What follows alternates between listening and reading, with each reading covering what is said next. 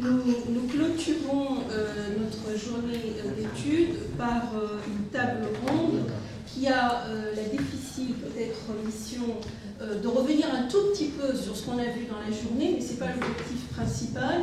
L'objectif principal est peut-être de discuter des perspectives de recherche qui peuvent être ouvertes sur les questions de marché, mondialisation, fragmentation, parce que ce qu'on a vu dans la table ronde, et technosciences. Lors de cette table ronde, nous avons essayé de réunir des personnes qui ont des perspectives quelque peu différentes pour croiser les regards et les mettre en discussion. Alors, dans l'ordre d'intervention, je dirais quelques mots pour rendre compte et mettre peut-être dans la discussion générale quelques éléments que nous avons échangés au sein du groupe des organisateurs. J'essaierai d'être extrêmement bref pour laisser le temps à la discussion. Nous aurons dans un premier temps une intervention de Anne-Marie Moulin. Je suppose que les collègues qui travaillent sur les sciences techniques, médecine ici connaissent tous Anne-Marie pour ses travaux pionniers en quelque sorte sur les questions des Suds.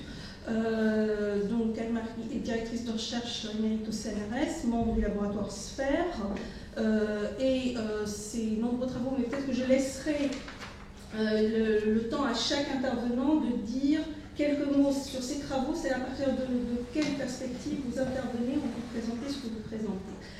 Après Anne-Marie Moulin, nous avons Jean-Paul Tedière, qui est historien des sciences, directeur de recherche à l'INSERM, directeur d'études à l'école des hautes études, directeur également du CERMES, dont les travaux actuels, c'est-à-dire les plus récents, mais toujours en cours, portent sur...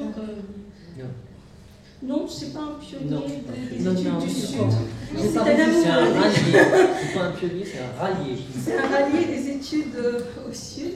Donc, et notre troisième intervenante est Johanna Siméan, qui a la tâche en quelque sorte d'être presque l'outsider de notre communauté. Johanna est politiste, professeure au département de sciences sociales de l'ENS, et dont les travaux, mais elle en dira un peu plus, ont porté sur les mobilisations et les engagements humanitaires, notamment en Afrique, qui n'étant absolument pas dans les études des sciences et techniques, pour nous, son intervention a été précieuse parce que nous souhaitons, dans le cadre des travaux que nous allons mener, essayer d'ouvrir les champs de nos questionnements. Nous sommes beaucoup plus familiers avec les travaux des historiens, nous le sommes peut-être un peu moins avec ceux d'autres communautés.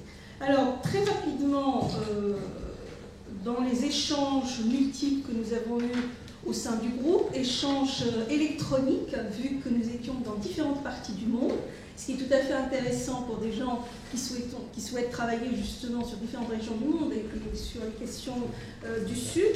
Nous avons abordé un certain nombre de questions et en s'intéressant notamment au type de travaux qui étaient disponibles et aux approches et objets qui sont étudiés dans le croisement entre marché, technosciences et mondialisation.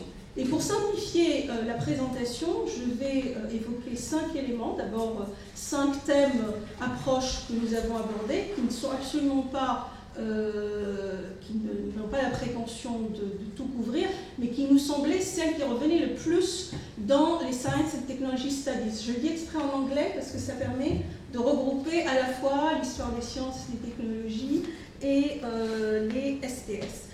Peut-être que l'approche la plus familière à notre communauté est celle qui consiste à étudier les circulations et les flux. La circulation est une métaphore très présente dans les publications au-delà des questions du marché. Et en tout cas, l'idée que c'est la circulation des marchandises ou de certaines techniques qui contribuent à produire même le monde social, à le reconfigurer, est une idée bien sûr assez courante, qui prend du coup une importance dans l'étude de la construction des marchés, parce qu'il s'agit bien entendu de circulation des biens. Et ce qu'on peut peut-être noter, et je pense qu'on l'a noté aujourd'hui dans les présentations, pour des personnes qui travaillent sur les sciences et technologies, il y a un intérêt tout particulier pour les produits de l'innovation scientifique et technique.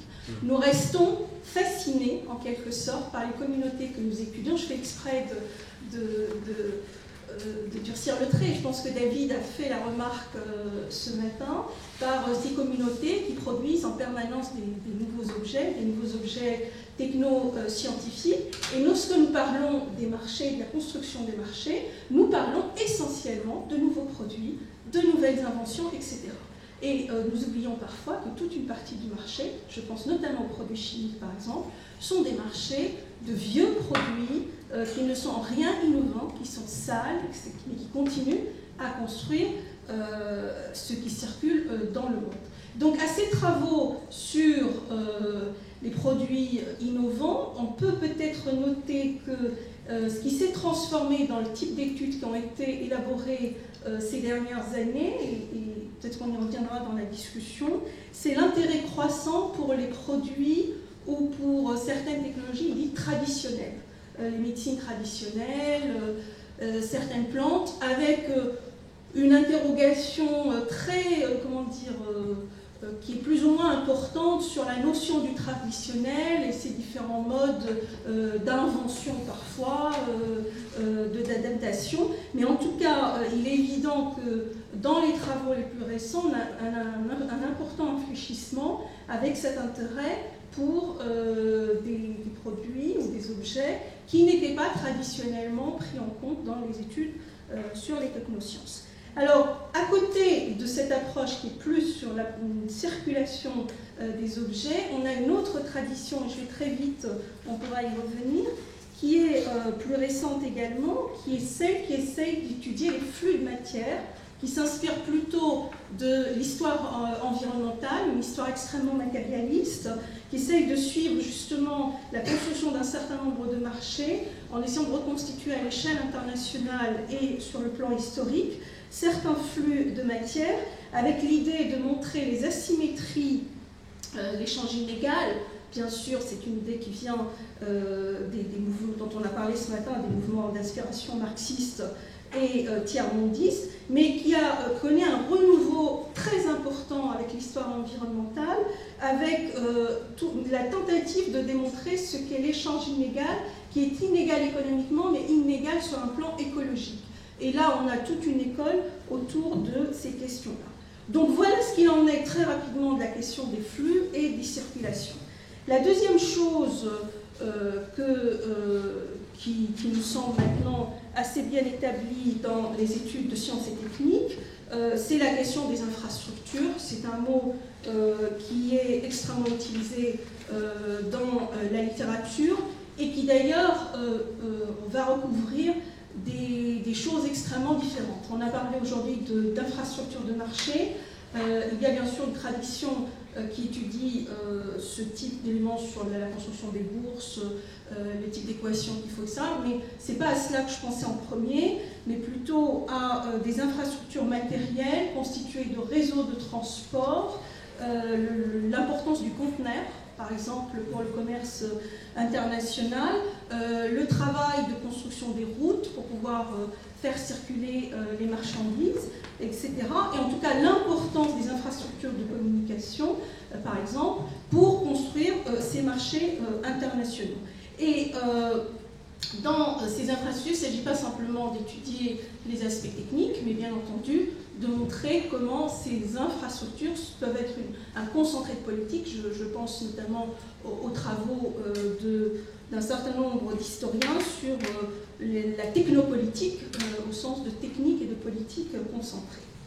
Alors un troisième groupe de travaux et d'approches qui nous a paru être présent dans la littérature et en tout cas mériter notre intérêt, et cela ne vous étonnera pas pour des chercheurs en sciences sociales, ce sont tous les travaux qui s'intéressent justement aux différentes formes de résistance, de mobilisation, d'études des marges, on a entendu le mot ce matin, et qui est de montrer à quel point ces marchés ne se construisent pas dans une forme de fluidité, mais en rencontrant des résistances, en s'imposant avec plus ou moins de violence selon bien sûr les secteurs et les régions, mais en faisant à chaque fois l'objet de négociations et de reconfiguration. Et le cas des ONG, le rôle de MSF de manière différenciée, on l'a vu, que MSF pouvait jouer, je pense que c'est un excellent exemple pour montrer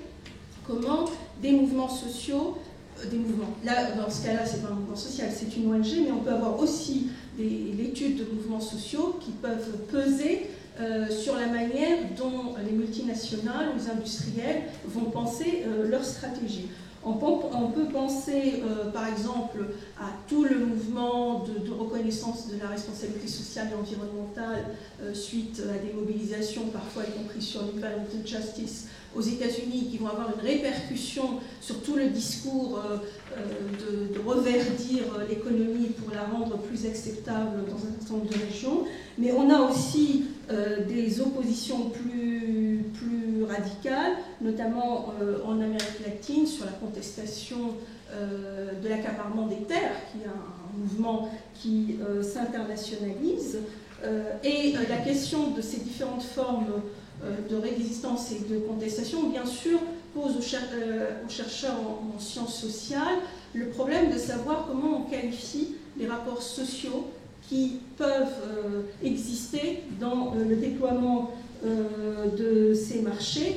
C'est des marchés qui sont à la fois, bien sûr, économiques, où il s'agit d'échanger des marchandises, mais où il est aussi question de nouveaux rapports sociaux, de nouveaux rapports parfois raciaux, de nouveaux rapports liés au genre, et du coup, vraiment, quel intérêt accorder aux formes de coercition, parfois de soft power dans d'autres cas, et comment réussir à en dresser un panorama pour rendre tout cela intelligible, c'est-à-dire rendre compte de la diversité des pratiques, mais finalement ces pratiques on n'a pas non plus un éventail infini du nombre de pratiques qui sont déployées. Enfin, une quatrième approche qui nous a semblé extrêmement représentée dans les travaux, et notamment en France, c'est une approche qui s'intéresse beaucoup plus peut-être aux régulations et à l'économie politique de tel ou tel secteur d'activité. Ces travaux, très rapidement, ont notamment insisté sur la montée en puissance des différentes régulations transnationales. On a vu pour la question des brevets, mais c'est vrai que la question des standards, des normes, notamment le rôle de l'OCDE ou de la Banque mondiale dans la définition d'un certain nombre d'instruments qui vont de standards techniques à des instruments, ce qu'on appelle les instruments de marché, les instruments économiques, les instruments de construction de marché, ont un rôle important dans la configuration des marchés internationaux.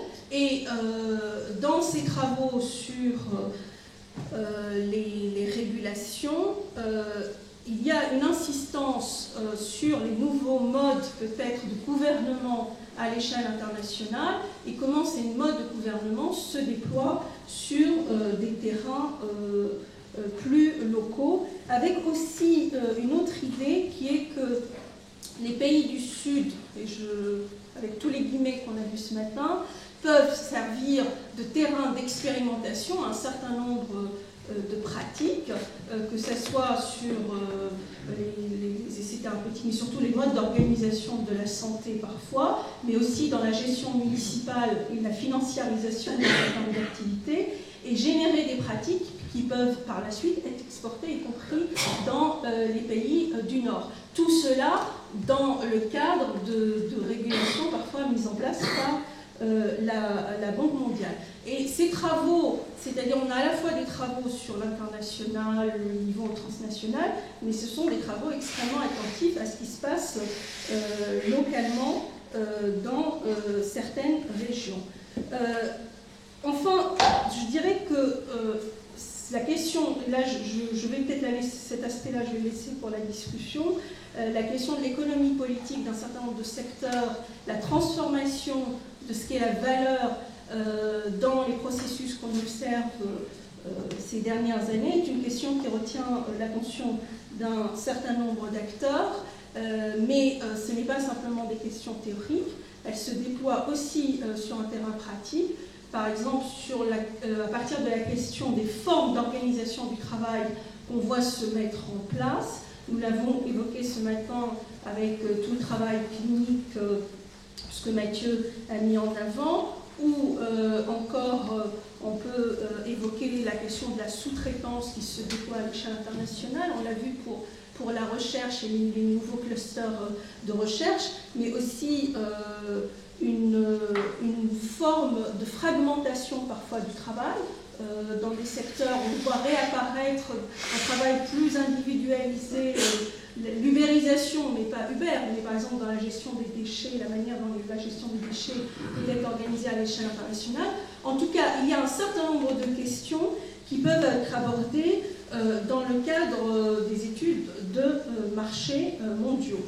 Alors pour les étudier, je terminerai sur ça très brièvement, c'était le 5e point, la question centrale qui se pose, c'est toutes ces approches, finalement, nous les connaissons, nous les pratiquons à partir de tel ou tel secteur, et une des questions peut-être qui nous tient aussi à cœur, c'est comment les croiser, comment réussir à élaborer des nouvelles problématiques, mais surtout à articuler des questions différentes. Des questions et des manières de faire qui sont issues soit de disciplines, mais aussi à partir de centres d'intérêt différents pour rendre compte peut-être des transformations les plus récentes de nos sociétés. Voilà, c'est vraiment très très rapide, mais je voulais mettre sur la table les quelques échanges que nous avons eus au sein du groupe. Et sans tarder, je passe la parole à Mimi. Merci beaucoup. Oui, alors, merci de cette introduction parce qu'elle m'amène à effectivement peut-être commencer par justifier en quelque sorte mon point de vue. J'étais très flattée d'être qualifiée de pionnière, ce qui est un coup d'éclairage sur ma date de naissance. Et je pense que ma situation ici il y a deux éléments de contexte pour ma présence ici. Le premier, c'est en tant qu'historienne des sciences, m'être intéressée à l'histoire des instituts Pasteur. Parce qu'on peut voir l'histoire des instituts Pasteur au pluriel comme une récapitulation de cette évolution de la mondialisation de la science, avec le passage de l'Institut Pasteur et ses filières, avec évidemment une suprématie, une autorité dominante, etc., à ce qui s'appelle aujourd'hui le réseau. Le réseau international des Instituts Pasteur, ça c'est sa marque de fabrique, est précisément supposé suggérer qu'il n'y a plus de centre, il n'y a plus de centre et de périphérie, il y a potentiellement des émergences de centres secondaires et une croissance qui n'est pas déterminée d'avance dans telle ou telle direction géographique ou même dans telle ou telle direction thématique. Donc l'idée du réseau, c'est précisément une coopération à égalité, ça c'est la théorie, au sein de ce réseau. Alors, est effectivement le deuxième aspect qui nous amène à la journée d'aujourd'hui, c'est dans le fonctionnement de ce réseau la centralité des brevets et de la question de la propriété intellectuelle des produits de la recherche. Là encore, avec un contraste fort, avec un passé lointain ou moins lointain, le fait qu'au début, Pasteur et ses disciples ont affirmé ne pas breveter les produits de la science dans la mesure où ils étaient au service de l'humanité, et avoir eu progressivement une transition qui s'est accélérée et qui est devenue même brutale, avec un renversement de l'idéologie, à savoir qu'au contraire, la recherche a besoin d'argent et pour alimenter cette recherche, il faut des brevets, il faut donc une incitation forte aux brevets, avec des inflexions nouvelles, à fur et à mesure que l'humanitaire devient un agent de coopération dans l'établissement de la recherche. On en a eu de multiples exemples. Donc il se pourrait que l'Institut Pasteur, après avoir eu une période dure, affirmant l'importance de la propriété intellectuelle et de la chasse aux brevets, effectue un tournant opportuniste et diplomatique. Alors, Mon deuxième... oui, alors quant au réseau des Instituts Pasteur, il se pourrait donc qu'il émerge des nouveaux centres, et en particulier les Instituts Pasteur d'Afrique du Nord, du Maghreb, ce qui suscite évidemment toutes sortes de problèmes, à la mesure où l'unité politique du Maghreb est loin d'être réalisée, et où son unification scientifique et économique n'est pas non plus complètement libérée de beaucoup d'entraves. Mais j'ai été intéressée en écoutant en particulier les derniers exposés à propos du Maroc, c'est que le Maroc est inséré dans une infrastructure régionale qui est celle du Maghreb, traditionnelle pour des tas de raisons, en particulier l'unité de langue, voire de religion. Et actuellement, le Maroc démarre, profitant de sa relative stabilité politique, en direction de l'Afrique de l'Ouest.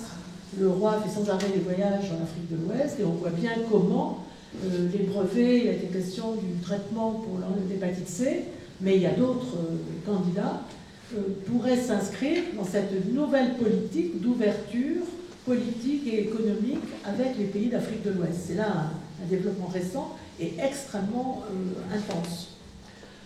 Alors, ça, c'est le premier point. Donc, mon histoire avec les Instituts Pasteur et son réseau, et leur réseau. Le deuxième, c'est beaucoup plus récent, c'est l'IRD. Moi, je suis présidente du comité d'éthique, petite dignité et beaucoup d'ennuis. Et ce comité d'éthique a été saisi récemment des travaux qui sont faits à l'intérieur de l'IRD sur la question de la propriété intellectuelle. Il y a un comité ad hoc qui s'est constitué avec des travaux, et on a eu, il y a 15 jours, le rapport sur l'évolution de la notion de propriété intellectuelle pour les chercheurs de l'IRD. Alors, ce qui est très intéressant, c'est que le rapport se réjouissait de ce que les brevets soient mis un peu en... Il y a une sourdine à l'encouragement, voire l'excitation en direction des brevets, avec le fait qu'aujourd'hui, à l'IRD, il est admis que les chercheurs ne seront pas évalués, même pas prioritairement, mais pas du tout, sur le nombre de brevets, le nombre et la qualité des brevets. Contrairement à ce qui se passe évidemment dans d'autres institutions de recherche françaises. Donc ce statut d'exception, la direction s'en réjouit. Elle souligne à quel point ça permet de répondre à des questions, c'est pour ça qu'on est saisi, des questions d'éthique, d'équité et de justice, à savoir le fait que ces brevets, par définition, et résultant de recherches en coopération, doivent être partagés avec le pays avec lequel les recherches ont été faites, sur une base d'égalité, de partage de la connaissance et, c'est important, des bénéfices qui peuvent être tirés de l'application de ces connaissances. Alors, ce qui m'a... c'est donc tout récent, c'était bien après que j'ai accepté de venir à cette journée, et j'ai réalisé à quel point cet enthousiasme me paraissait difficile à soutenir, parce que, pour toutes sortes de raisons, en particulier parce que les chercheurs de l'IRD ne sont pas sur une planète isolée, ils font partie d'une scène à la fois nationale et internationale de la recherche, où jusqu'à présent le problème des brevets demeure entier. Donc c'est assez difficile d'imaginer qu'appartenant à une communauté vaste, les chercheurs tout d'un coup, aient cette espèce de statut d'exception. Ceci dit, ça renvoie à ce qu'avait évoqué Eti Abraham ce matin dans son papier, à savoir le fait qu'il y a des statuts protégés. Il y avait des statuts protégés. Il évoque la situation de certains chercheurs indiens qui, grâce à leur statut, ont pu développer des recherches originales, des recherches innovantes et suivre, au fond, quelque part, l'inspiration de leur génie.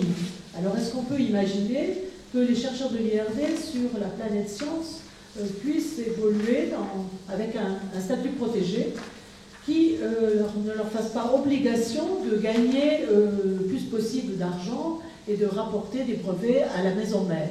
C'est là vraiment une question sur laquelle je ne peux que m'interroger, mais qui, à mon avis, s'articule assez bien avec la discussion d'aujourd'hui. Et en cette matière de brevet, je pense que je ne sais pas très bien qu'est-ce qu'il faut suggérer.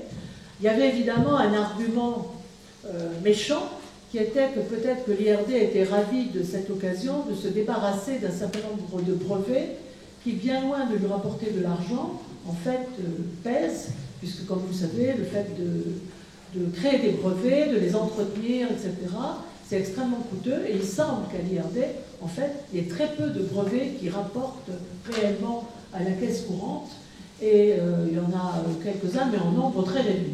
Donc l'idée de se débarrasser de ce fardeau et de cette obligation de brevet nécessaire pour insérer les chercheurs dans le monde de la recherche, finalement, ça arrangerait tout le monde. Ceci dit, c'est quelque chose qui, pour le moment, n'est pas tout à fait clair. Alors, je reviens à l'objectif dont on avait beaucoup discuté, notamment avec Nina, l'objectif de la journée, qui est d'envisager un programme de recherche. Alors évidemment, en relisant la déclaration d'intention de la journée, je me suis posé beaucoup de questions qui n'ont pas toutes été résolues en écoutant aujourd'hui les orateurs. J'ai bien compris qu'il s'agissait des STS dans les Suds et du marché des biotechnologies ou du marché en général. Alors j'ai quelques questions. STS d'abord, quelqu'un a éprouvé le besoin de rappeler ce que ça voulait dire pour recadrer un peu les choses, parce qu'au fond, est-ce que la définition des STS, quelle est-elle? Je ne suis pas tout à fait sûre de l'avoir trouvée. J'ai bien compris qu'il y avait une référence rituelle à la période bénie des années 80, où les STS étaient devenus un mouvement novateur, etc. Et je me suis demandé si c'était en ce sens, les STS d'aujourd'hui sont-elles les STS des années 80?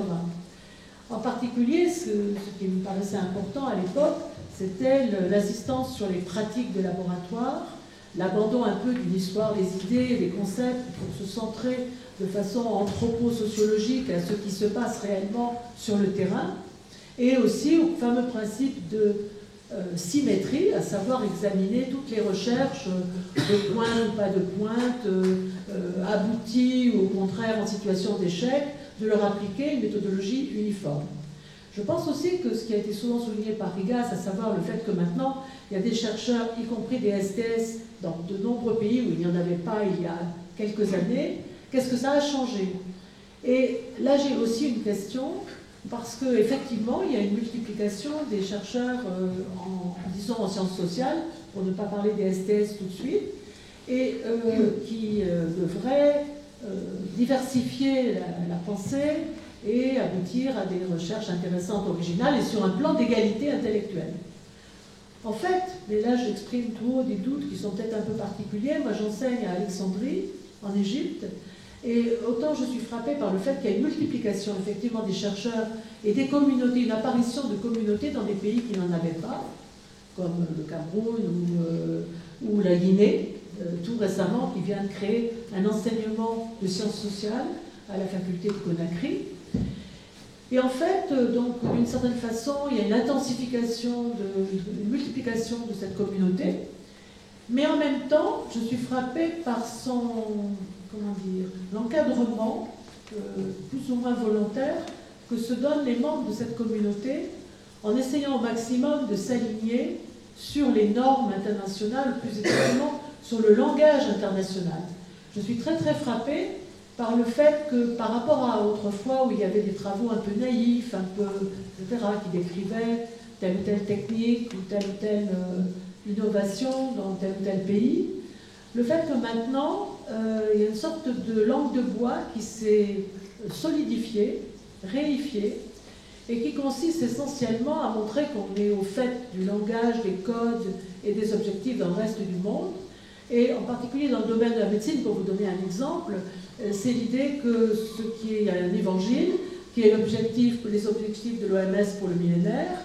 Et donc j'ai droit habituellement, après un exposé catastrophique sur la mortalité infantile, la malnutrition, etc., avec des chiffres qui varient d'une copie à l'autre en fonction de leurs sources, ce qui prouve bien que les chiffres eux-mêmes ne sont pas absolument établis. Les 2 millions de morts, par exemple, sur le palu sont toujours répétés.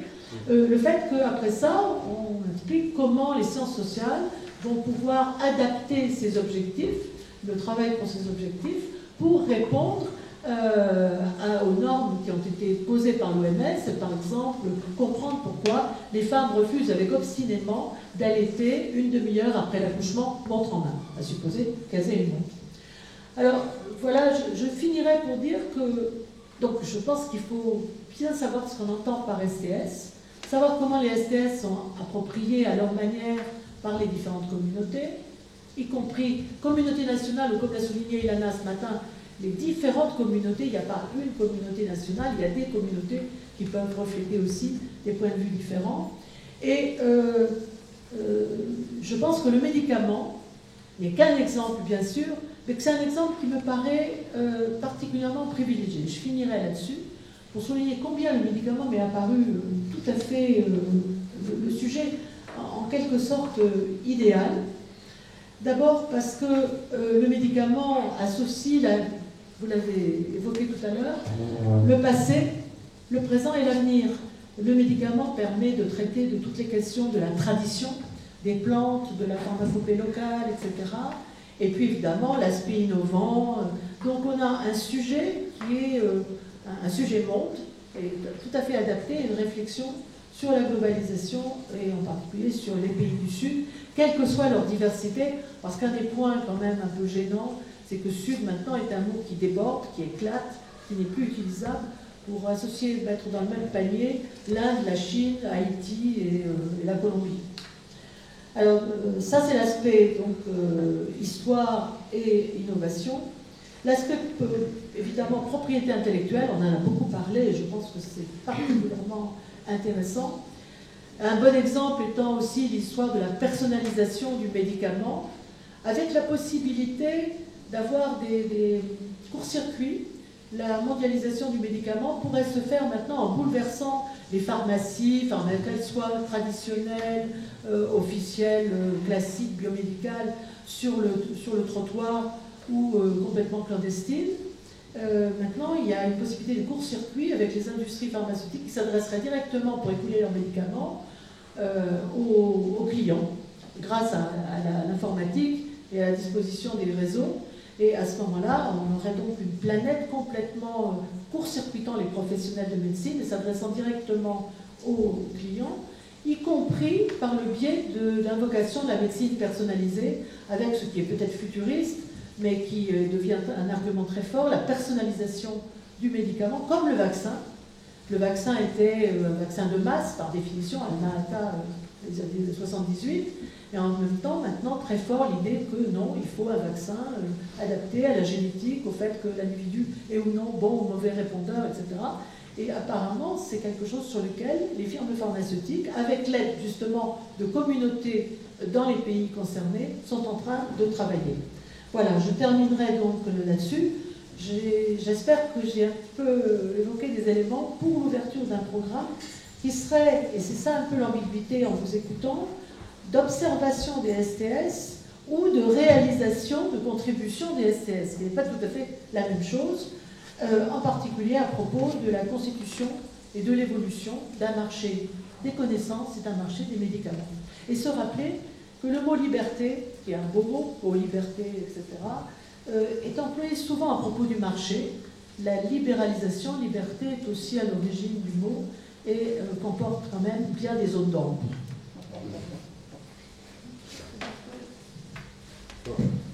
Merci Anne-Marie. J'ai pu cocher au moins 3 dont je n'aurais pas à parler. Cocher ou décocher? Décocher pour moi, cocher pour toi. Bon, je suppose que la raison de l'invitation à cette table ronde, dont je vous remercie, tient à la fois au fait que j'ai travaillé un certain temps sur l'histoire de la pharmacie. Ça fait partie de, je suppose. Travailler en fait sur la pharmacie européenne et un tout petit peu nord-américaine, donc là sans le sud justement, et au fait que depuis quelques années on a collectivement effectué un déplacement en suivant pour partie ces enjeux du médicament en direction des Suds, mais plus généralement, depuis 3 ans maintenant, on a un projet de recherche au CERMES sur la mondialisation de la santé, plus spécifiquement ce qui s'appelle désormais santé globale et non plus santé publique internationale, et un projet de recherche qui,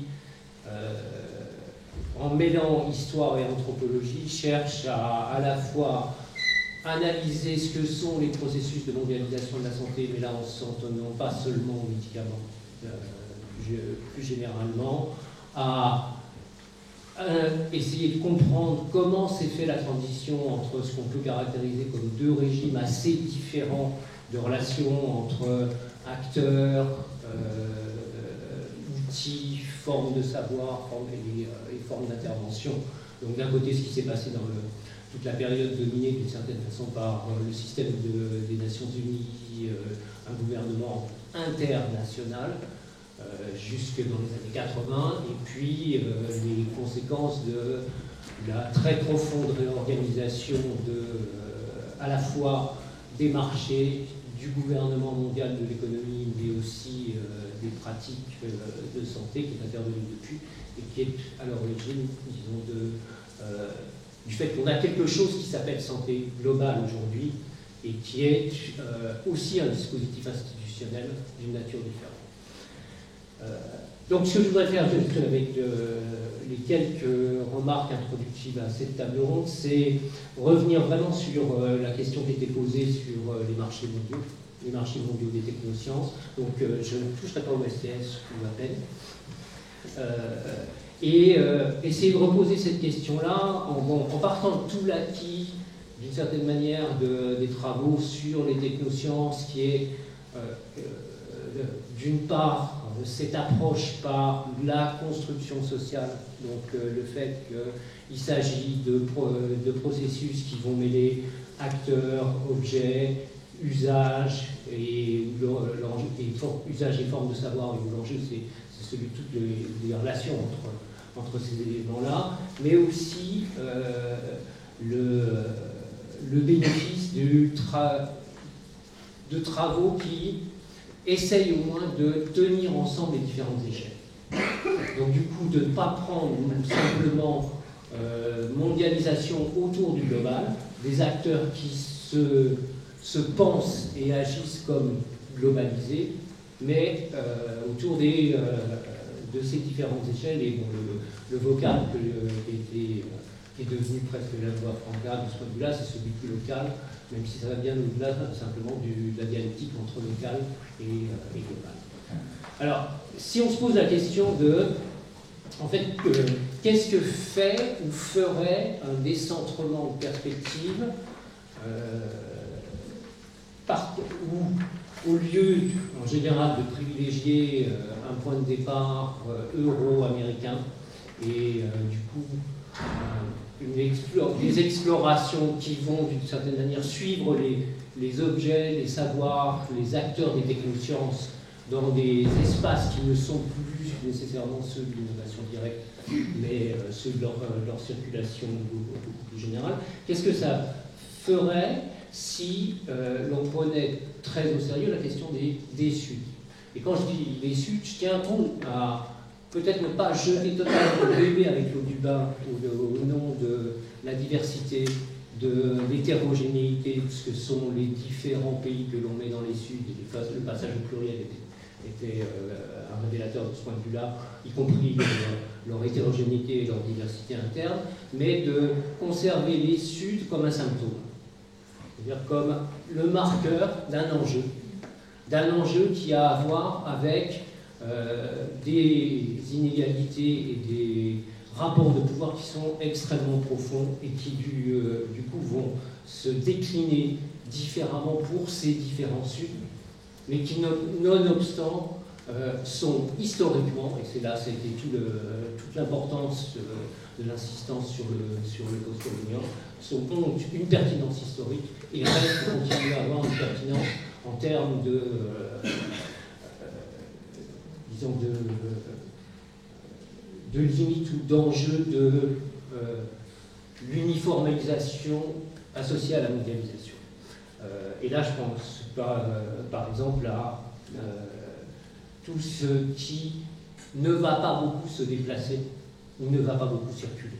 Je vais y revenir. Alors, Soraya, dans sa présentation, a introduit 5 points. En fait, il y en a 3 sur lesquels je voulais faire brièvement un commentaire. Le premier, c'est sur la question des circulations. Des circulations prises là autour de la question comment les circulations constituent des nœuds de pouvoir, constituent des éléments de construction ou de déplacement de l'hégémonie, ou des diverses formes d'hégémonie. Et ça fait écho à ce qui a été une critique ou un élément important dans l'utilisation du paradigme des circulations, qui est cette insistance sur le fait que quand on s'intéresse aux circulations, il faut tout autant s'intéresser à ce qui ne circule pas. Et de garder à la fois ce qui va permettre les circulations et ce qui va faire qu'à un moment donné, les objets, les personnes, les produits ou le capital ne vont pas circuler.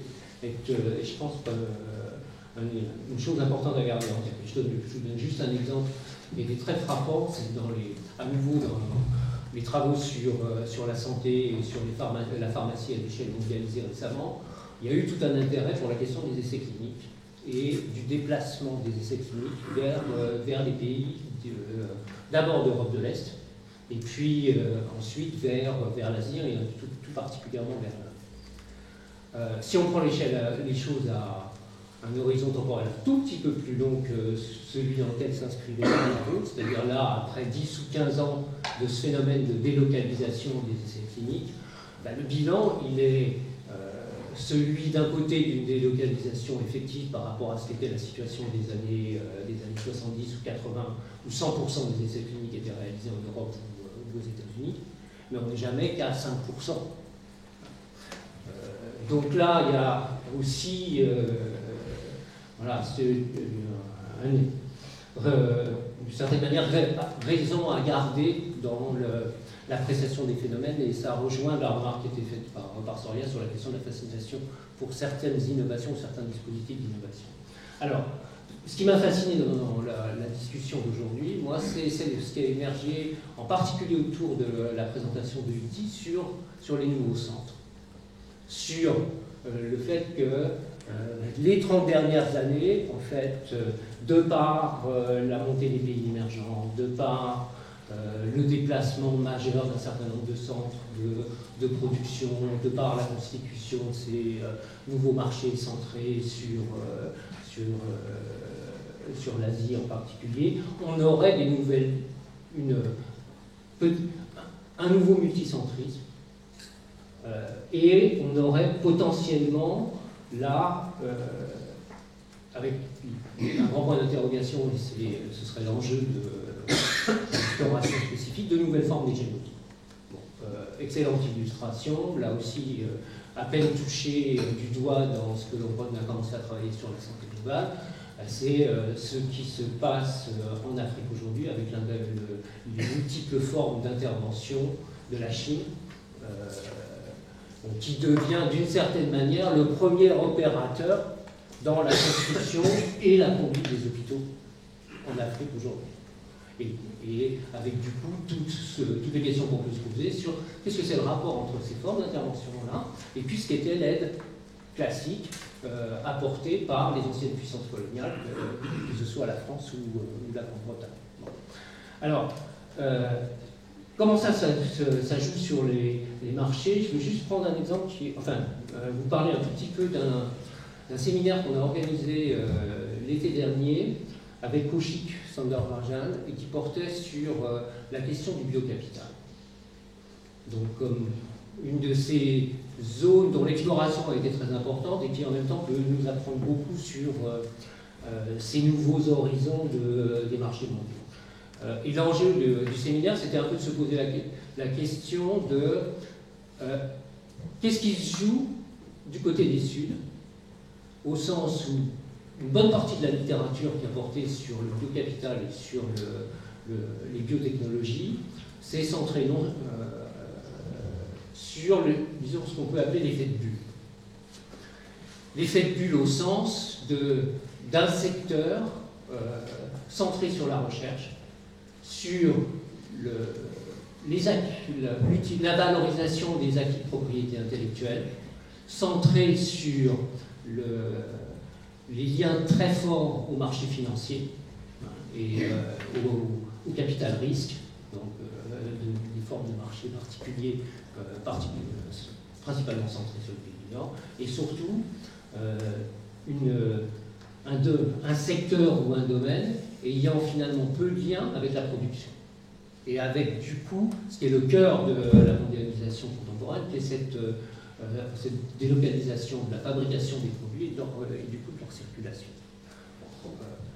À l'exception de ce que Iti pointait dans sa présentation, qui est l'extension à l'échelle de la planète d'un certain nombre de dispositifs de recherche. Et du coup, le séminaire portait sur la question de la valeur du médicament, et en le traitant non seulement du côté de l'économie, mais aussi, au sens classique de la valeur d'échange, de la valeur économique, mais en le traitant aussi du point de vue des usages, du lien que les usages entretiennent à la création de la valeur, et du coup aux formes de savoir. Alors, ce qui me semble intéressant, c'est une des questions qui a émergé, c'est celle de ce que moi j'appelle les modernités alternatives, et qui est très liée à ces questions des nouveaux centres, et du rôle que ces nouveaux centres peuvent jouer. Modernité alternative, on peut prendre le alternatif, on peut le prendre à deux niveaux. On peut le prendre au niveau de l'économie politique elle-même, et c'est ce que, d'une certaine manière, c'est en résonance avec ce que Maurice a présenté tout à l'heure, c'est-à-dire qu'à un moment donné, on a plusieurs capitalismes. On a plusieurs économies politiques qui vont intervenir, qui sont en tension. Et le monde du générique, ça n'est pas exactement le monde de la pharmacie propriétaire. Et la différenciation est aussi une différenciation sud global, nord global, ou un sud global différencié entre ce que sont les nouveaux grands producteurs industriels et puis les petits pays dont on parlait tout à l'heure. Ça, c'est un premier niveau où se jouent ces questions d'alternatives et où on a un certain nombre d'enjeux de temps. Le deuxième, et c'est là-dessus que je voudrais insister et peut-être terminer, c'est le fait que cette dimension alternative, elle se joue aussi au niveau épistémique. Elle se joue aussi au niveau de la nature des produits, de leurs usages et du coup des formes de savoir qui sont associées à leur production. Et là, le grand exemple qu'on avait, c'est l'industrialisation des médecines traditionnelles. En tant que...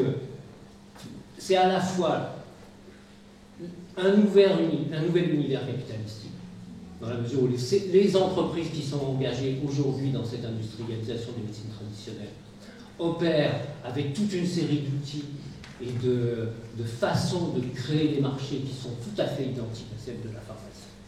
Si vous prenez, par exemple, la manière dont le marketing est organisé et dont sont construites les relations avec les médecins ou avec les clients, ça ressemble comme deux gouttes d'eau à Bayer ou à Sanofi. Et pourtant, sur le plan épistémique, il s'agit de mobiliser et d'exploiter des formes de savoir qui sont significativement différentes de celles de la biomédecine, qui vont aboutir à des innovations dans le statut par rapport du point de vue du lien au savoir thérapeutique, et pas le même que celui de la médecine euro-américaine, et par exemple passant par le recours systématique aux formulations complexes de plantes, et où du coup l'industrialisation qui est en jeu, du point de vue de la technique, du point de vue de la valeur symbolique qui est associée à ces produits, joue sur le registre précisément de l'alternative et de la différence, avec la revendication du mélange, l'opposition aux pratiques de la synthèse et de la purification. Je développerai un peu plus. Donc j'en termine avec la mise sur la table juste de deux points qui me semblent, d'un point supplémentaire qui me semble important, c'est le fait que cette prise en compte des Suds permettrait aussi de revisiter la dialectique entre l'ancien et le nouveau, entre l'innovation fondée sur l'exploitation de l'ancien, le bricolage éventuellement local, et puis la nouveauté radicale, les derniers développements de la technoscience de pointe, dans la mesure où très souvent ce que l'on a, c'est non seulement au niveau local, c'est la valeur et l'intérêt des pratiques de détournement et de bricolage, mais au-delà de ça même, la construction de marchés qui peuvent être des marchés massifs autour d'anciens produits. Bon, et là, ça fait directement écho à ce que disait Soraya à propos des produits chimiques. Donc, on a exactement la même chose dans le domaine de la santé.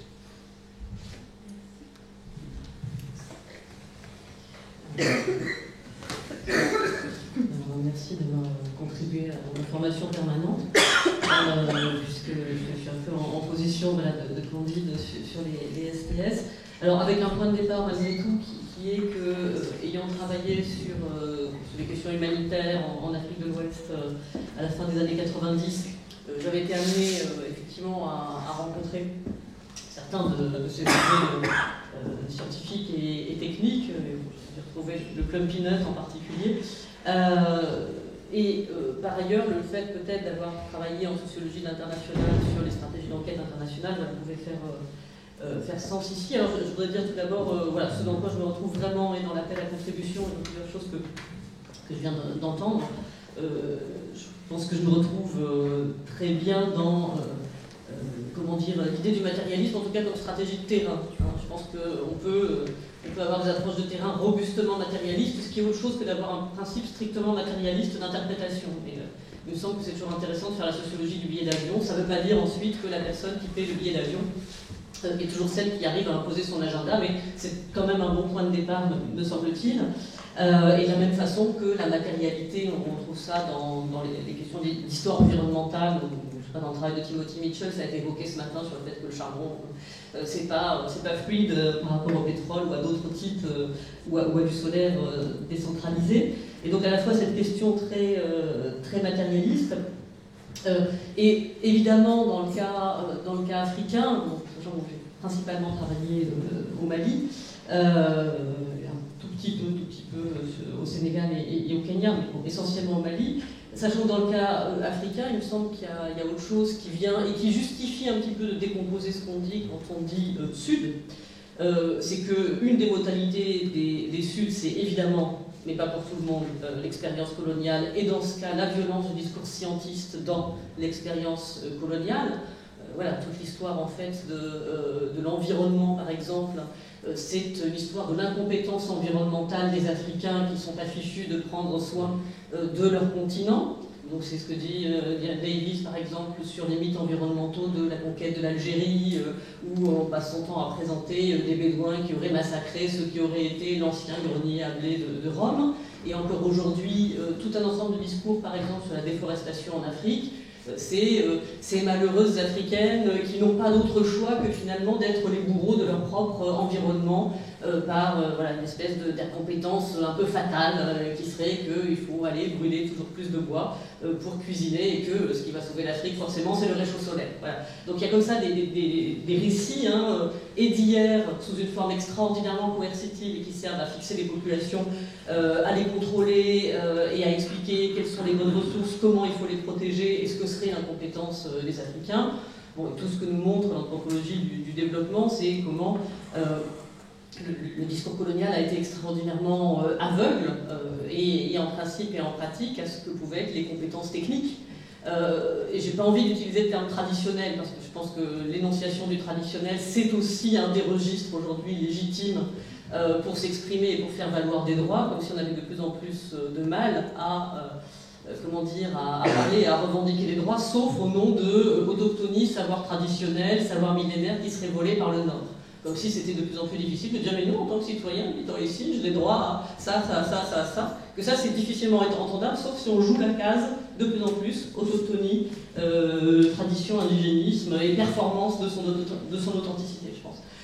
Et donc, toute cette histoire quand même très coercitive et scientiste, avec des jeux retournés. Bon, je ne suis pas du tout le plan ce que je vais raconter, mais ce qui me frappe, c'est comment...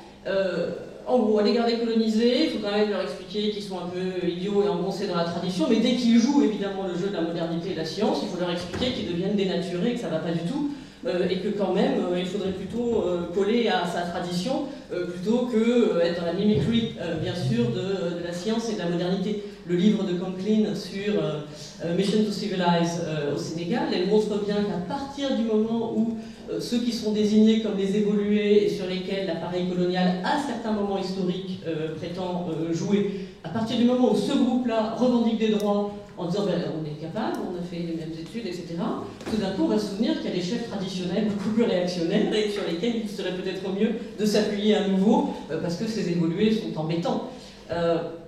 Du coup, je trouve qu'il y a un auteur, évidemment, qui, on ne parle pas du tout de sciences politiques, en fait, qui est à double titre plus qu'utile dans ce qu'on essaie de penser ici, c'est évidemment Cooper.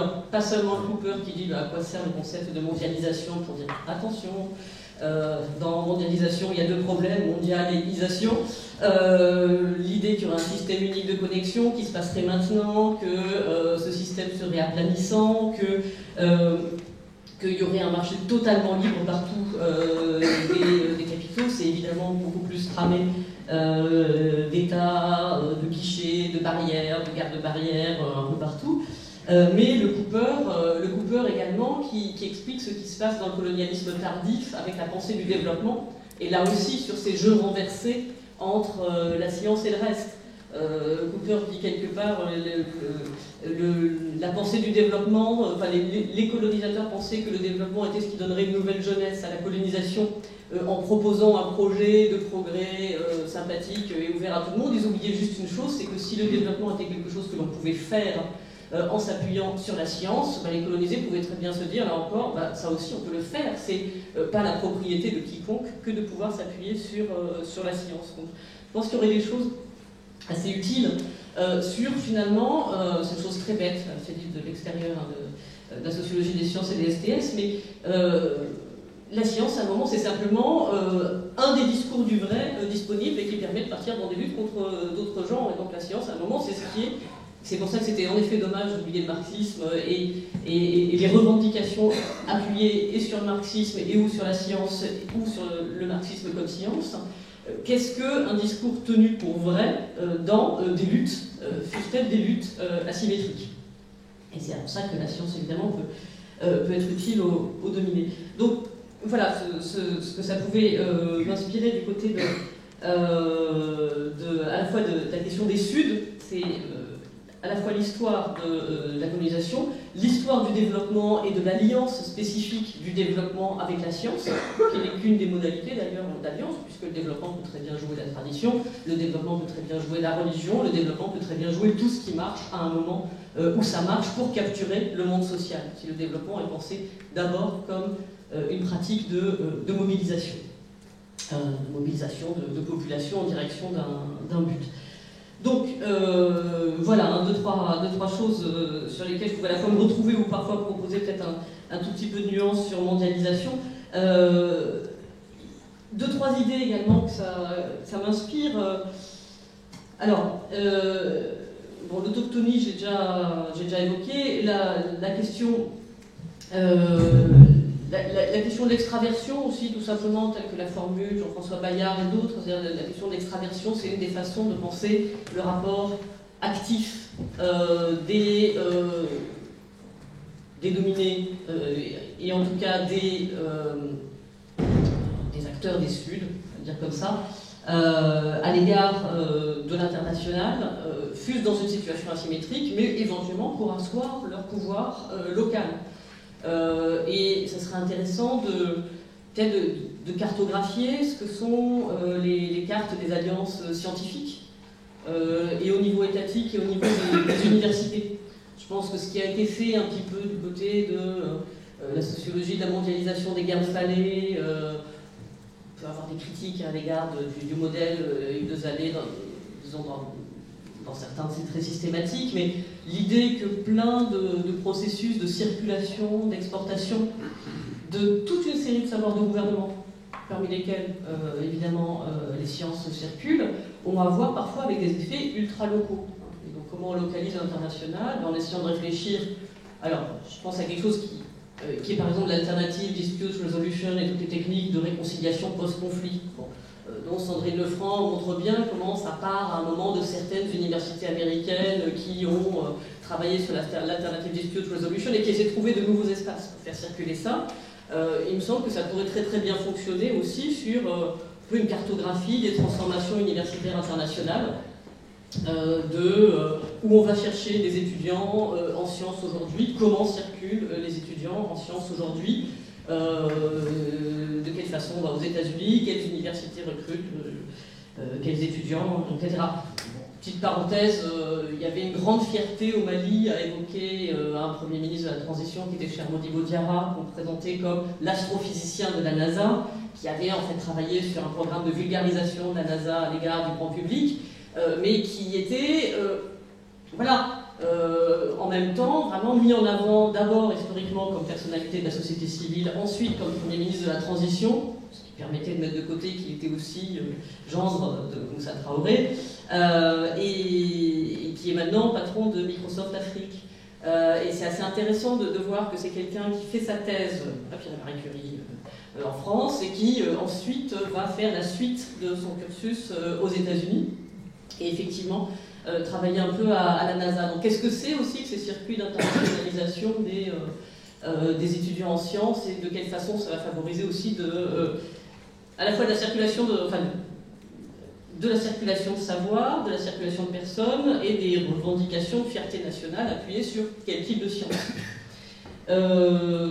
Deux, trois autres choses que m'évoquait également la question de la territorialisation et éventuellement du capitalisme d'enclave. Je pense aussi que c'est des choses qui peut-être pourraient être utiles à vérifier un peu ce que certains chercheurs un peu en sciences politiques ou en études africaines évoquent sur le management sélectif du désordre.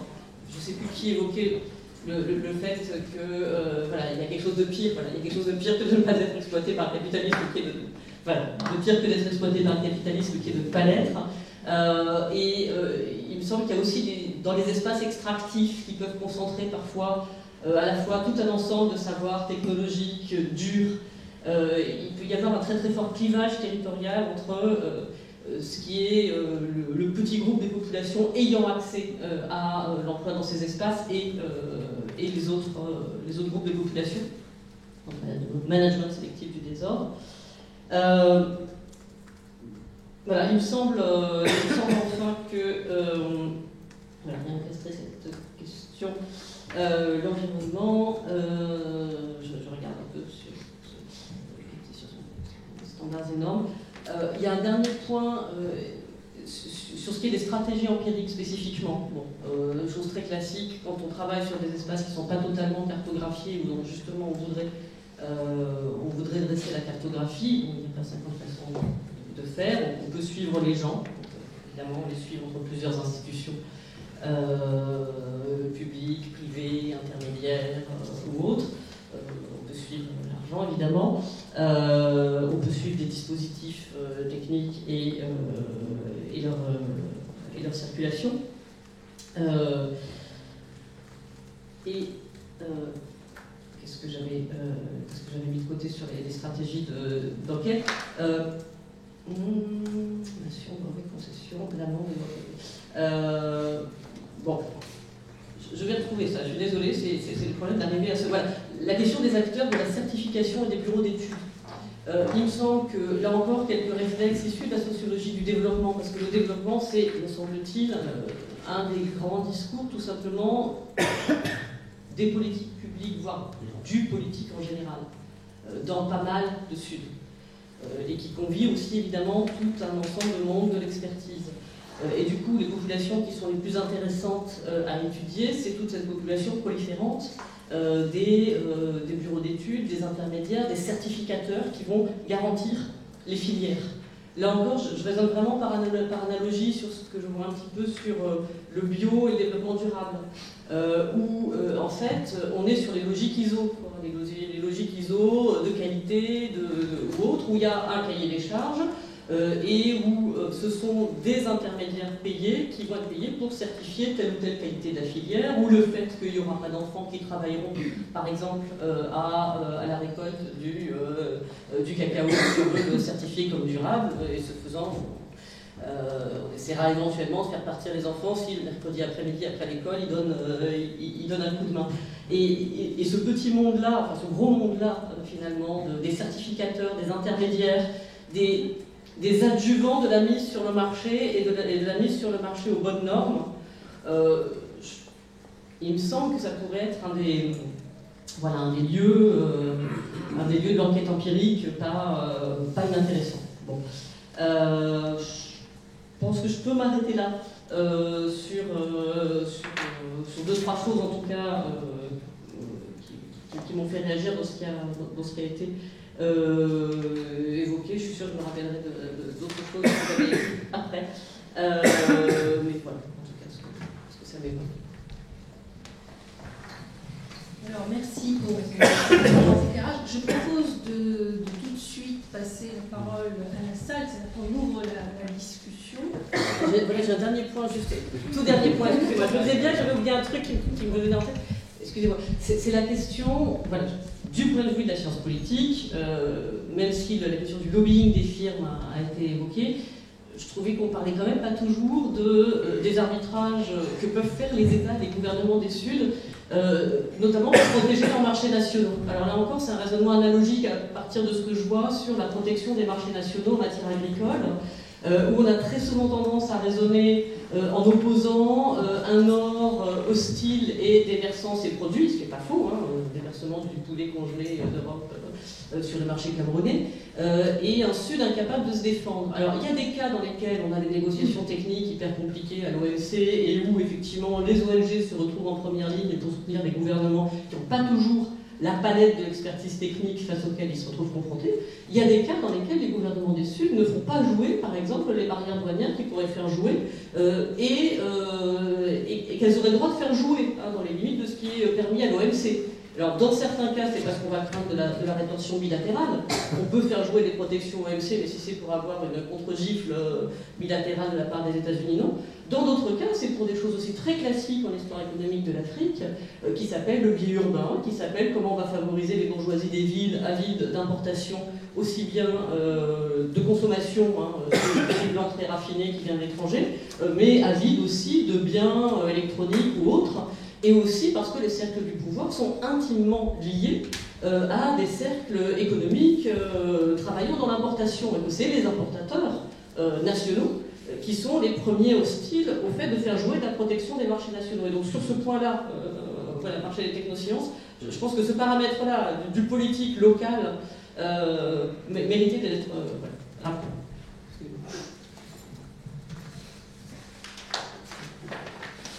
Une question, Cathy ? Oui, je voulais en fait... J'attendais en fait quelque chose que je n'ai pas vraiment attendu et c'était là-dessus que je voulais revenir. C'est par rapport justement au titre de cette journée, c'est-à-dire les marchés mondiaux des technosciences, et justement le sujet de cette table ronde qui est quelle perspective de recherche sur les marchés. Alors, des technosciences. Alors, d'un côté, on a la production des technosciences, de l'autre côté, vous avez la question des marchés. Et on peut parler beaucoup de circulation, on peut parler des gouvernements, on peut parler des Suds, on peut parler des Nords, etc. Mais il y a, en fait, un ensemble d'acteurs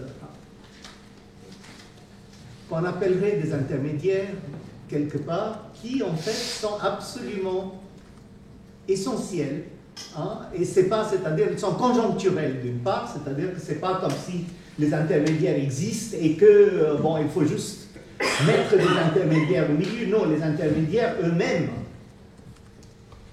en fait, c'est eux qui reconnaissent d'une part et d'autre, qui font une négociation, qui créent des marchés, des conditions, de stabilisation d'un marché, parce qu'un marché, c'est pas un marché, c'est pas comment ça s'appelle, un garage sale, hein? c'est-à-dire où on vient le dimanche avec ses voitures et tout ce qui est dans le coffre et qu'on le vend et puis on s'en va. Non, c'est-à-dire qu'il y a quand même des conditions de stabilité, il y a des conditions de régulation dans lesquelles jouent un certain nombre d'acteurs qui sont vraiment des intermédiaires. Et après, bien sûr, il y a des agences, il y a des infrastructures, il y a des acteurs non gouvernementaux aussi et gouvernementaux. Il y a des asymétries entre différents groupes à l'intérieur du monde, la structure qui est aussi assez variable. Hein, c'est-à-dire que ce n'est pas nécessairement le Mali, n'est pas le Mali pour tout. Pour certaines choses, il y a des forces de négociation, pour d'autres, non. Et tout ça, c'est aussi assez variable. Donc, il y a tout ça d'un côté, mais il y a aussi ceux qui, opportunément, mettent des choses ensemble là où il n'existe rien. C'est-à-dire qu'il n'y a pas de connexion. C'est eux qui font ce genre de connexion et qui les stabilisent. Et puis, quid cette question? Alors, je propose qu'on ne va pas répondre, on va continuer à entrer en discussion et garder les questions des intervenants. Moi, je voulais revenir sur le rôle de l'État, qui a été abordé 2 fois au moins, une fois dans l'exposé de Maurice Cassier sur la place de l'État comme protecteur. Donc dans le domaine de la santé publique et comment est-ce qu'il pouvait donner accès à un certain type de médicaments en les sortant de la propriété intellectuelle et des brevets. Et puis l'intervention, puis je me souviens dire Johanna Siméon sur la question de la protection des marchés nationaux ou non, la non-utilisation des réglementations, etc. Qui existent. Il y a aussi, je crois, enfin, si on parle par exemple de la question de la propriété foncière, dans le cas des terres collectives, par exemple, c'est là au contraire, on a avec la privatisation la mise en place en fait d'un arbitrage légitime par l'État, qui au contraire, en fait, en privatisant les terres collectives, exclut une certaine population, et notamment pour donner des concessions, on le voit en Amérique latine, pour accorder des concessions dans l'exploitation des hydrocarbures. On l'a vu avec la privatisation des ejidos, qui a été une des manières, après la Révolution mexicaine, de donner accès à la terre, à l'usufruit, même si c'est donc à l'usufruit à un certain nombre de populations. Et c'est une réforme agraire qui a duré jusque dans les années 90. Et au moment de la privatisation, ça exclut donc l'accès à la terre et mis un certain nombre de gens dans l'exode rural ou convertis en... Ce que je veux dire par là, c'est que ça peut jouer le rôle de la mise en place, avec les cadastres, etc., d'un arbitrage légitime. Donc ça, je trouve que c'est une dimension qui est importante aussi. Je crois que vous avez d'abord vu, c'était... Oui, moi je trouve qu'on a beaucoup centré sur la science, les scientifiques, la production des savoirs et du coup la cristallisation de la science dans l'innovation, notamment dans la conversion de la science vers l'innovation. Et finalement, dans ces perspectives de recherche qu'on pourrait avoir, il y a vraiment, le marché, finalement, ça pourrait aussi être vu comme le lien entre la banalisation de la science et son incarnation dans des produits, et donc dans des technologies. Et donc, quelque part, le marché, ça pourrait aussi être vu comme un pont entre la production de savoir, l'innovation et enfin sa concrétisation dans un produit de consommation, voire sa banalisation dans un produit de consommation.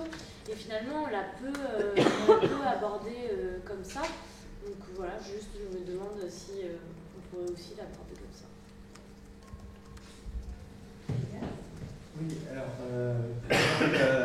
d'abord je suis assez content de cette discussion qui a montré plusieurs aspects, notamment le rôle des brevets qui a fait l'objet aussi de la présentation de Maurice, mais l'idée qu'elle défendue Anne-Marie, enfin qu'elle a exposée, Anne-Marie plus exactement sur cette idée de droit à une certaine protection, de pouvoir développer sans avoir à combattre pour la primauté, qui est l'un des deux composants du brevet, sont des questions intéressantes.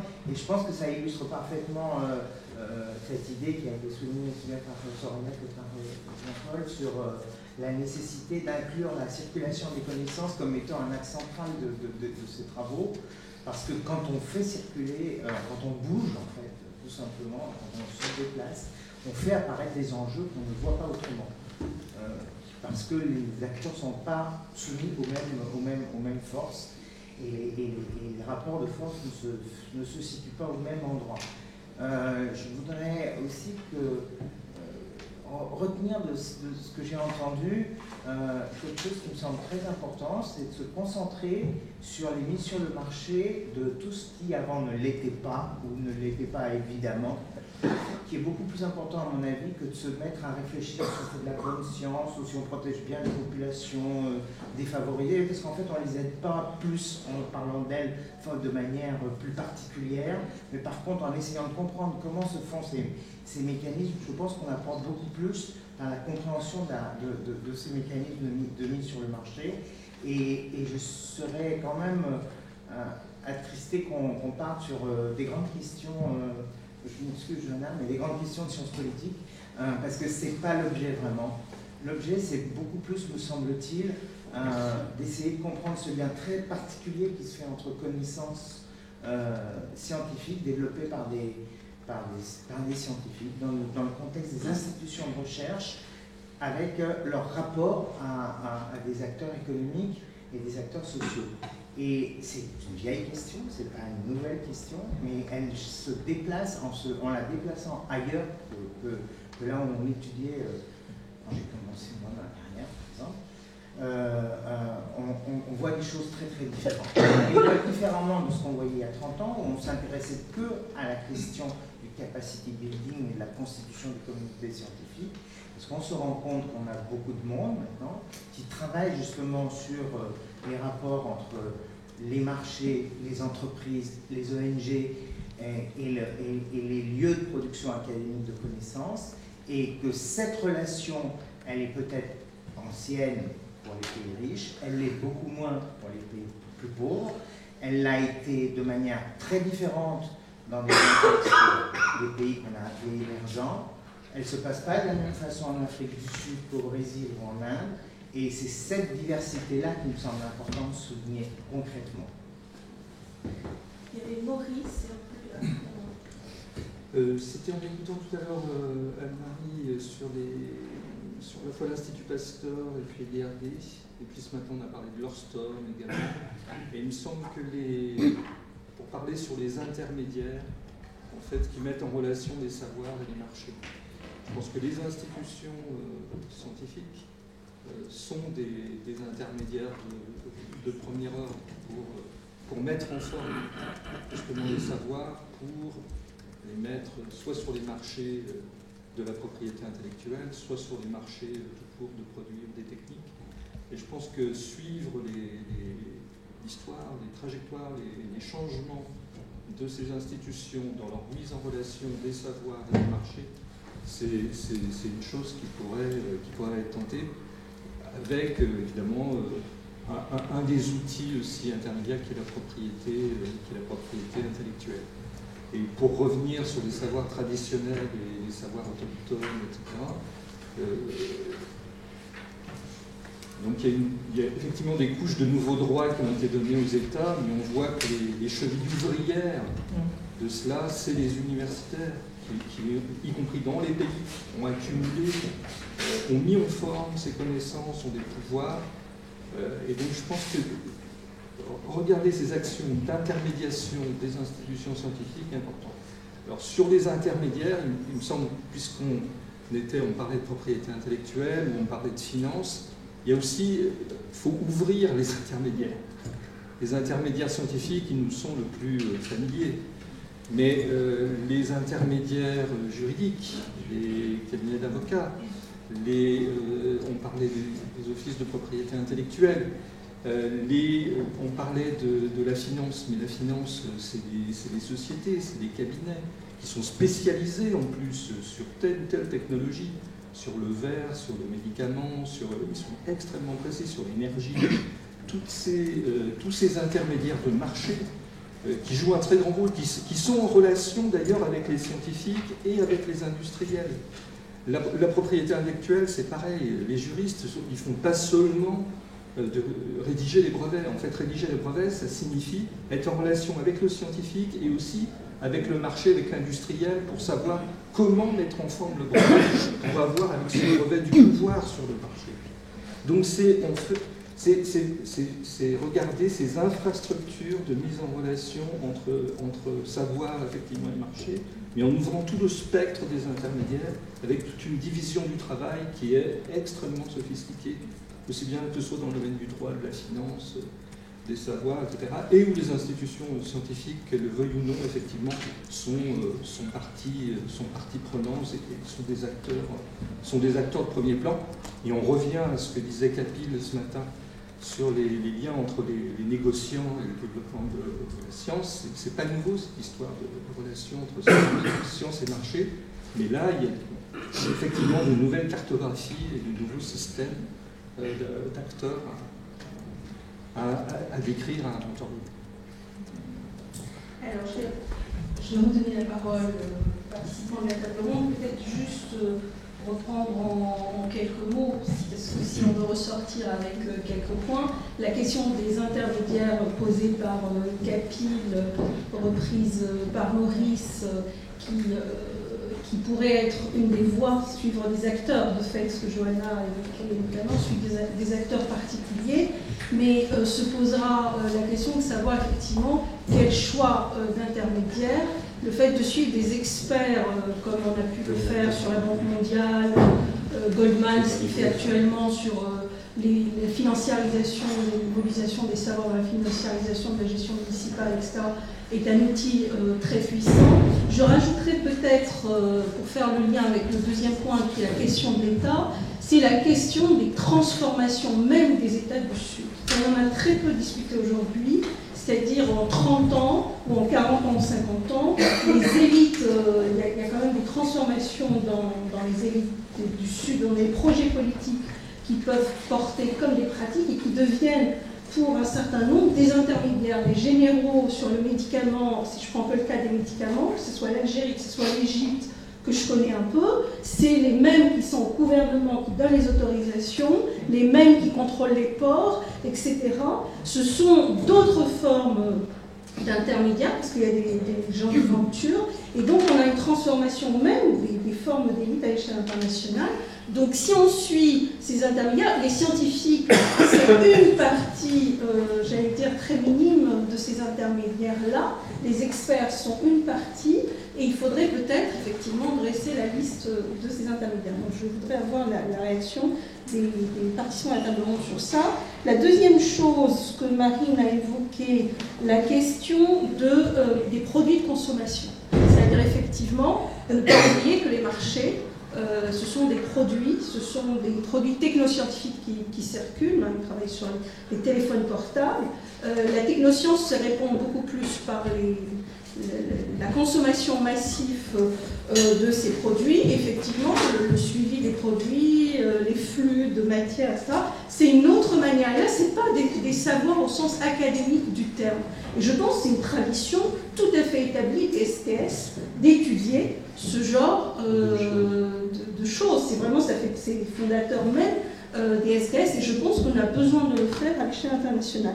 Moi, je terminerai en rajoutant peut-être une autre question que nous discutons beaucoup au CERMES actuellement, qui est aussi la question des transformations même du capitalisme, et le fait qu'il est aussi sujet à des crises économiques importantes, et que dans les types je dirais, de connexion ou d'extension des marchés, cette question des formes de crise qu'il peut connaître est un autre élément dans la construction des marchés. Ça peut prendre le fait de durcir la question de la propriété, une innovation tous les 6 mois, justement le fait de trouver des nouveaux produits et de tourner.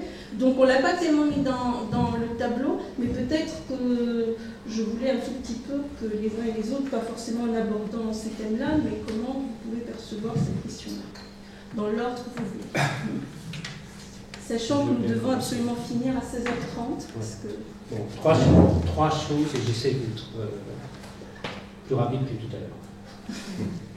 Premièrement, sur les intermédiaires. Oui, absolument. Mais la question, c'est intermédiaire entre quoi et quoi.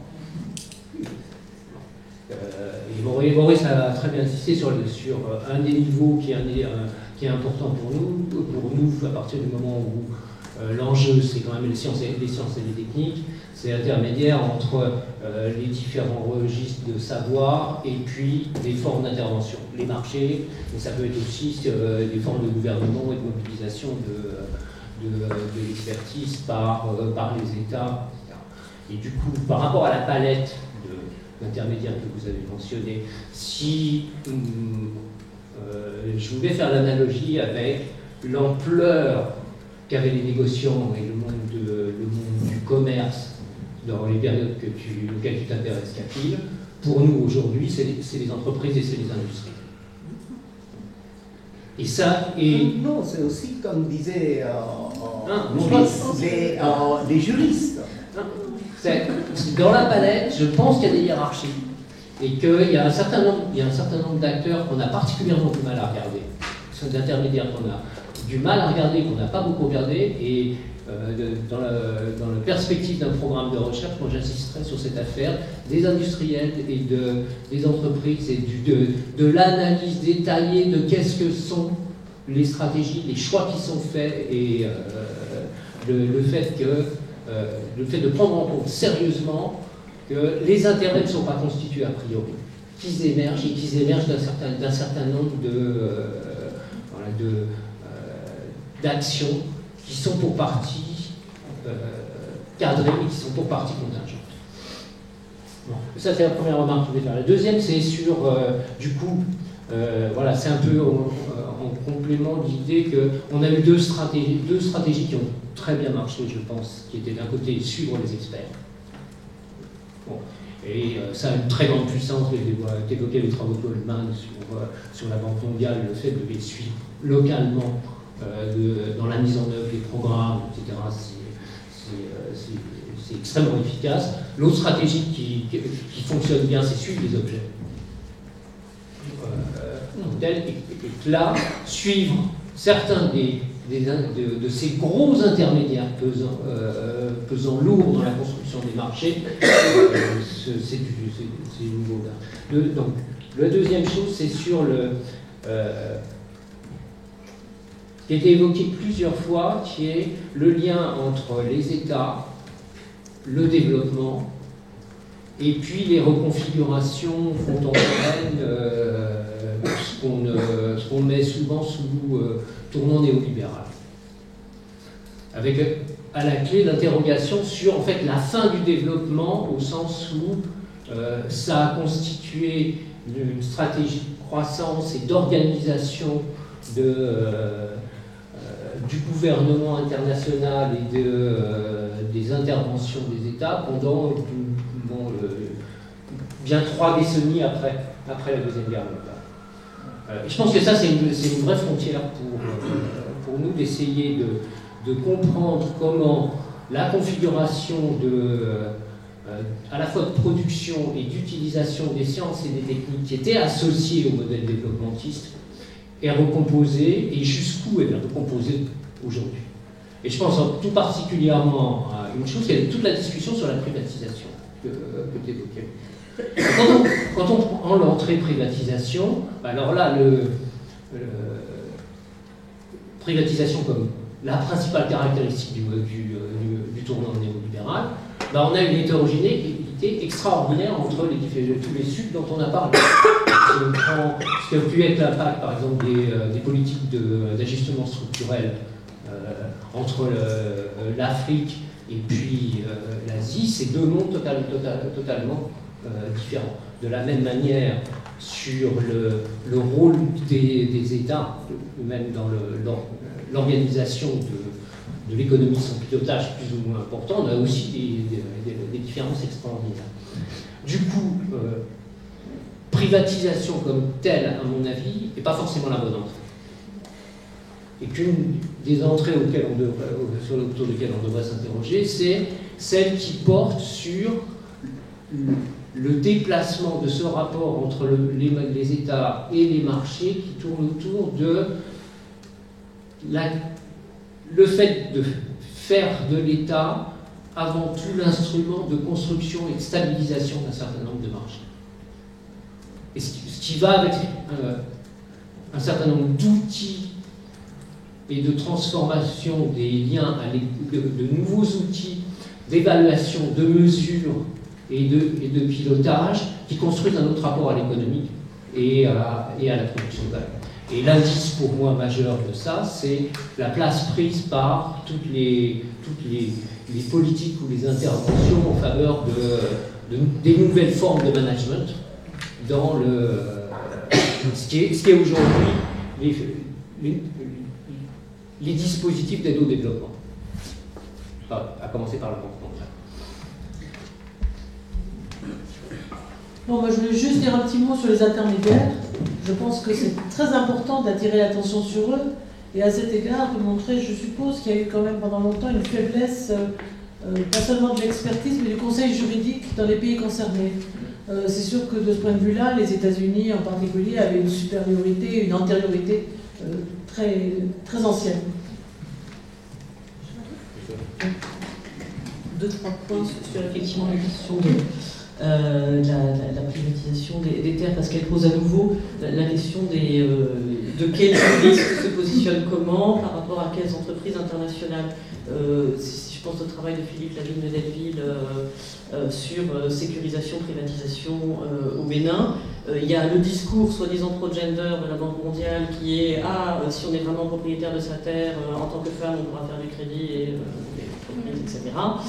Versus un discours qui est effectivement plus sécurisation, sachant qu'en fait les bénéficiaires, là encore, c'est pas l'affreuse industrie internationale qui va faire de l'huile de palme partout, ça peut être aussi des affairistes tout à fait locaux, là encore, qui se positionnent pour acheter Mais du coup, ça repose la question de qui est spécialiste de quel droit et comment l'État institue des marchés en stabilisant. Ce qui est par exemple fascinant dans le cas de l'Afrique de l'Ouest, c'est qu'on a l'OHADA, l'Organisation pour l'harmonisation du droit des affaires en Afrique, c'est-à-dire qu'en fait on a deux droits.